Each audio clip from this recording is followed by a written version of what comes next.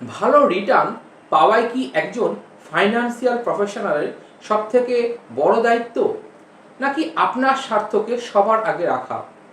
আজ অনেক মানুষ ইনভেস্টমেন্ট বা ইন্স্যুরেন্স কেনেন, কিন্তু নিজের ফাইন্যান্সিয়াল নিডটা না বুঝেই ফলাফল ভুল প্রোডাক্ট, অপ্রয়োজনীয় রিস্ক আর ভবিষ্যৎ হতাশা। কারণ অনেক সময় প্রোডাক্ট আগে আসে কিন্তু ক্লায়েন্ট পরে। নমস্কার, আমি সুব্রত পাল। গত 17 বছরের অধিক সময় ধরে পার্সোনাল ফিনান্স প্র্যাকটিশনার হিসেবে আমার বিশ্বাস, ক্লায়েন্ট ফার্স্ট।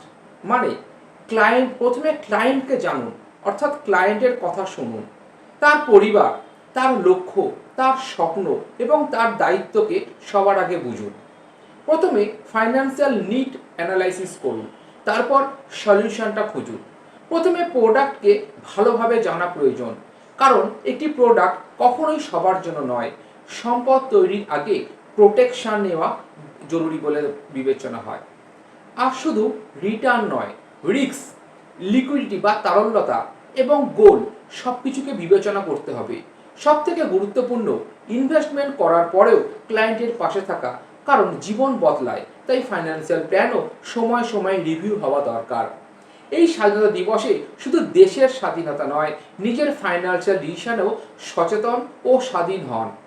আচ্ছা, একটা কথা বলুন তো, একজন ফাইন্যান্সিয়াল প্রফেশনালের সব থেকে বড় গুরুত্বপূর্ণ গুণ কোনটা?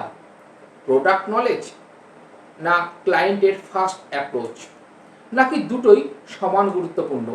কমেন্টে অবশ্যই আপনার মতামত লিখুন। শুভ স্বাধীনতা দিবস।